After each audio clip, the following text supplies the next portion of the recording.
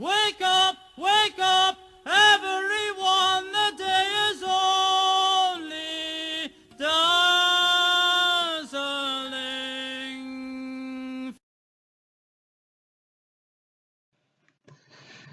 Good morning. It's Sunday, the 23rd of August. So that means there's about a week left of summer, something like that. Because to me, summer is June, July, August. You've got to define it somehow, I think. It can't just be the weather, because the weather can be quite misleading, I think. Anyway, first of all, there's been a sort of milestone or a chapter come to a close, shall I say? And I'd just like to thank a very good friend for helping, for doing most of what was required. I won't say his name, but he may be watching, and thanks if you are. And DJC, thank you a great deal. I know you won't like it, but I am indebted to you. So, many other people have been tremendously supportive and helpful, but anyway, I'll leave it at that. Okay. Now then, I hope people's mental health is rather being in a good state, because the pressures on ordinary people at the moment are many, and if you actually follow all this to the letter, what you're supposed to do and where and all that, then I would think you're under far more pressure than I am, because I don't, I know it's all bullshit and I don't comply where I can avoid it. I still have to stand in queues in certain shops, but in other shops, no, I don't. So work that one out. If you scratch the surface to this illogical nonsense, then like me, you would not, you would know you didn't need to wear a mask, and therefore you wouldn't, because you are muzzled. You are in your compliance. You are actually don't think you're doing it for humanity, to save your neighbour's health or your own health, or being like a good citizen. Because I'm afraid to say that when you can't, you're not really. You're just being a slave. You're continuing to be a slave to their whims,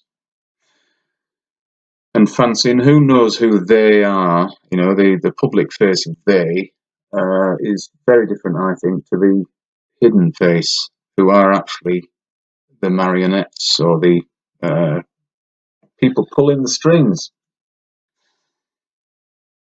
So anyway, that at least, or this situation at least, has made people ask questions, because the people who can apply logic and think do come up against these illogical rules and regulations and many variants of in different places, and it's so stupid.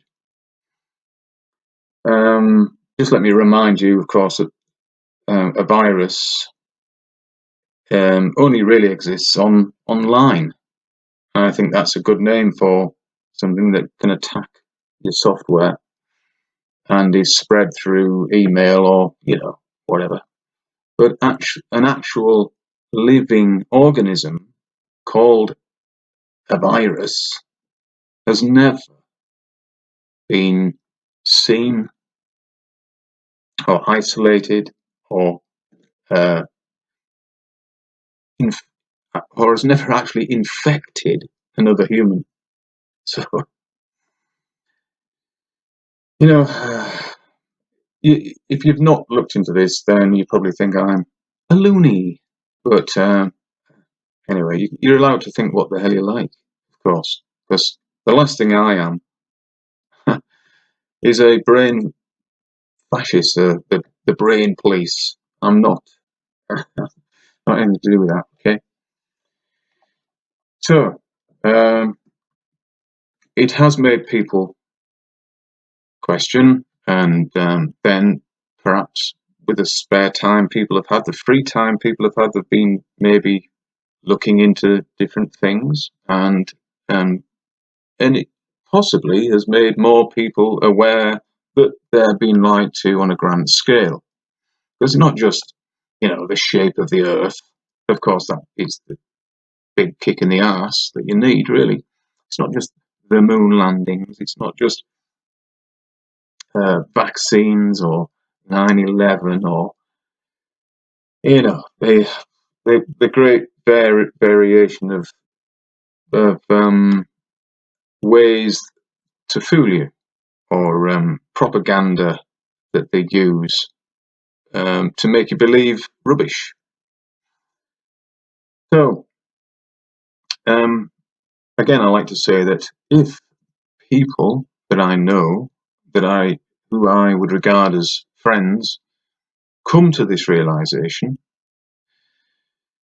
and then they maybe visit me and tell me, don't be afraid to visit me, and I'm not going to laugh at you. I'm never going to pour scorn on, the fact that you've woken up. It's wonderful. I'll be the one in tears of joy.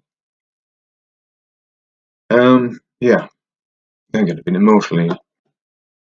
So, hopefully, it will cause a bit of a surge in truth, and people looking for their truth, or the truth, actually, because their truth may be something personal to them, but there is the truth.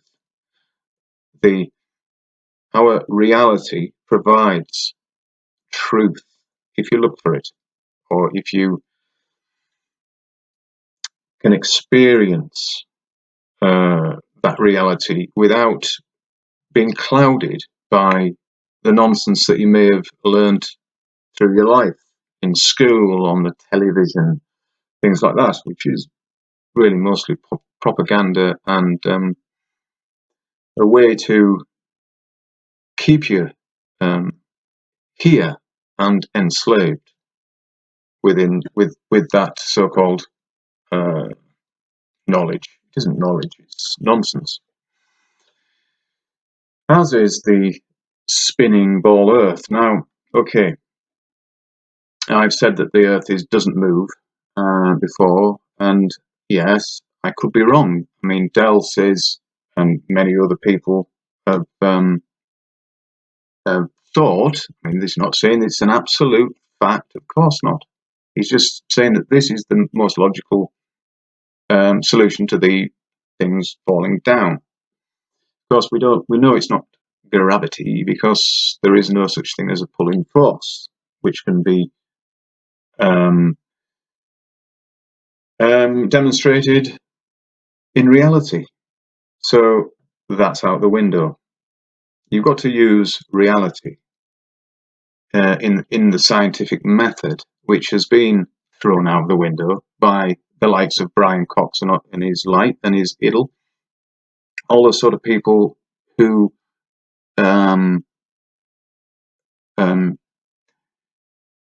talk about science, and I am a scientist, and it's professor scientist bullshit. They actually don't use the scientific method anymore. Very sad, because that is how you get knowledge. That's how a postulation becomes a theory, becomes a conclusion, becomes fact. You can't ever come to a conclusion if the scientific method is ignored. And that is, it's not lights in the sky and trying to triangulate to a light in the sky that you can never get to, don't know where it is, don't know how big it is, don't know what it is, have never been to it and seen it in a 3D manner. So I'll pick something up, the telltale there. I've got a piece of carrot here, and I can tell you everything about it. But if that piece of carrot was 400 miles away, and it was just a light in the sky, I wouldn't see it, would I? Because look at it, I wouldn't see that 400 miles away. So what you're telling me, come on, you've got to be able to get to these things, to walk around them, to know them, and before you can start doing measurements. That's a fact. So,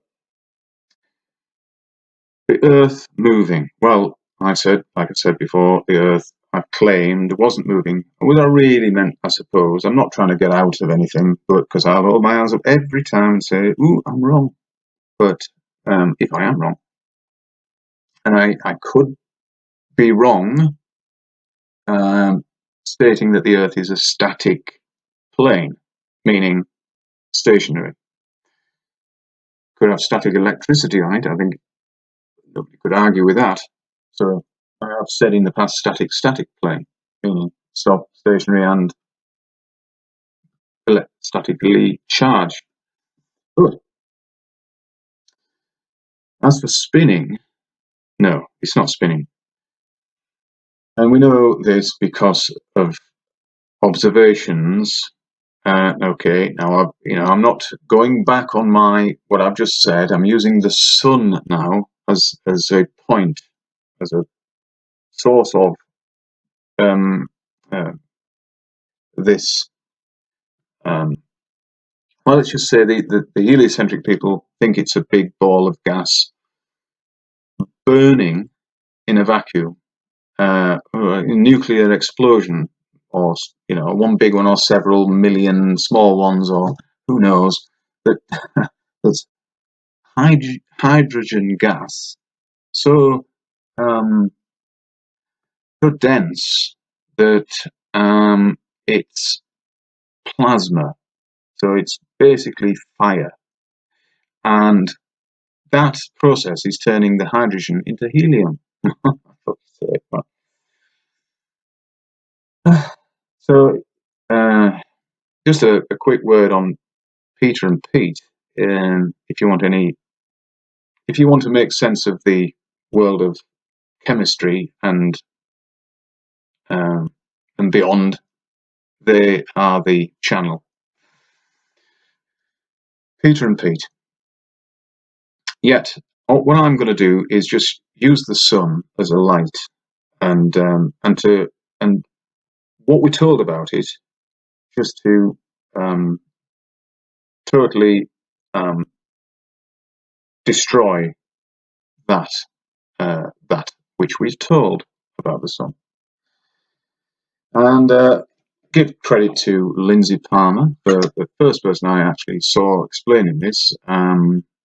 It was I had to watch it 2 or 3 times to get it. And you are excused if you don't get it first time. Just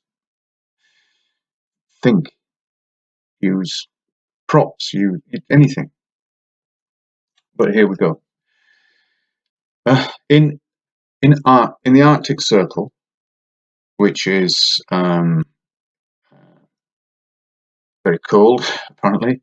In the Arctic Circle, the sun in June will never. You'll always see it. It will never go away.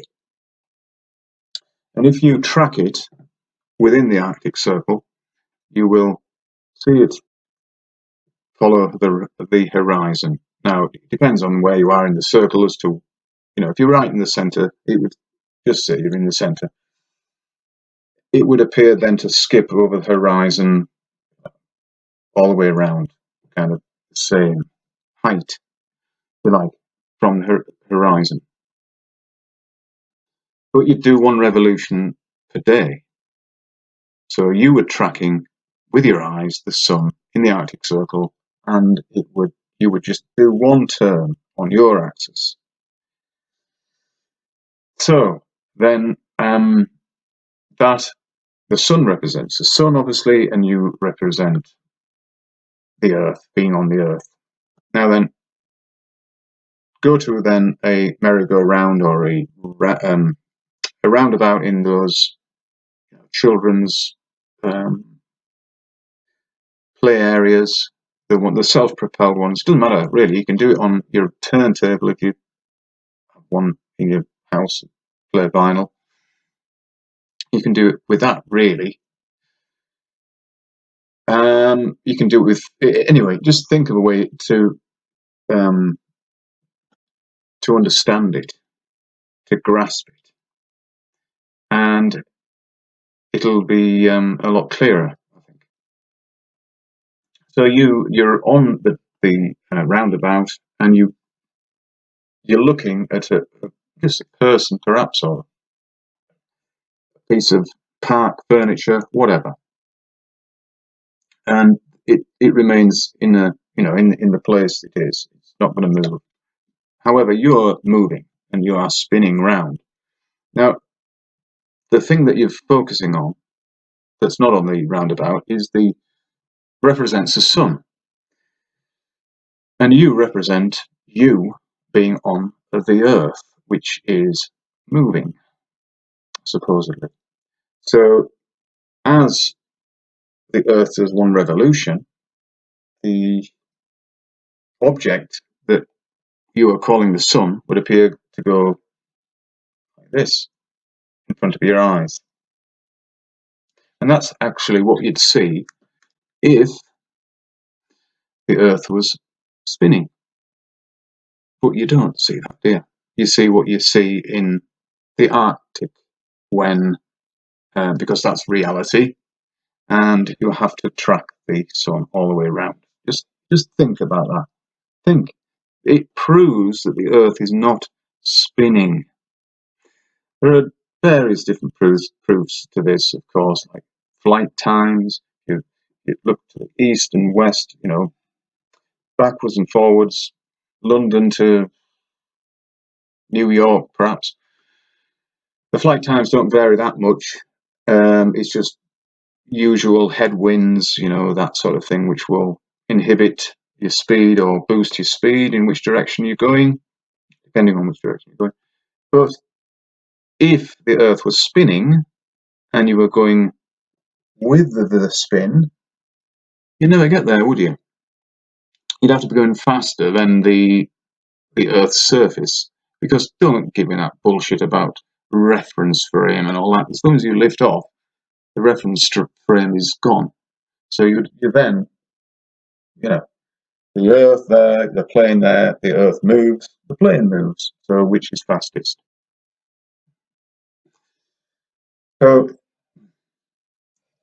anyway, I think the Lindsey Palmer version is an more subtle, but a lot more devastating, because there aren't any of these silly factors that are introduced, like the atmosphere being pulled along by the Earth. How moronic can you be? Give me an example of that, please. Give me a practical demonstration of air being glued somehow to a rock in a vacuum and having the air moving at the same rate as the rock. Don't forget the water, by the way. So there you go. Really, it's just yet another massive blow, or nail it in the coffin, or whatever. The globe's dead. It's been dead for a long time. People want to exhume it and try and bring it back to life. Forget it. It's dead. There are so many reasons that it's rubbish. It's nonsense. It's bullshit. And like I said before, I wanted so much for this place to be a globe. I love Star Trek. It's, love the old Star Trek series. And now it's just I still think it's great, but if you look at each story, just like many stories, they're a moral tale. Doesn't matter where they're set, it's a moral tale. It's yet more propaganda, really, but some propaganda is quite good. And just because it's labelled with that moniker doesn't mean necessarily that it's bad. But a lot of it is, of course. A lot of it's just mind-bending bullshit. But anyway, as I say, I didn't want a big globe to be bullshit because, for one thing, you've got to deal with your foolishness of believing that nonsense and accepting that that you have been duped. But that's that's a good thing in many ways as well, because anyway, you understand, I'm sure. I should have probably missed loads of stuff that I meant to say, but I'm gonna go now because it's over. Oh, it's 21, and it'll be a bit longer. So, thanks for watching. If you've got this far, thank you very much. Hey, all this way, brilliant, isn't it? See ya.